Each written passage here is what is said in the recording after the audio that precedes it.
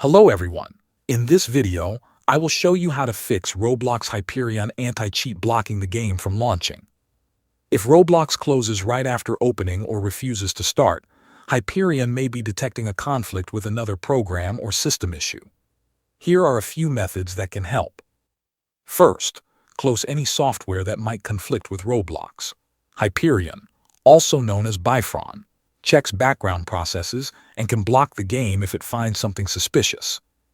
Some games that use other anti-cheat systems may cause Roblox to crash when both are running.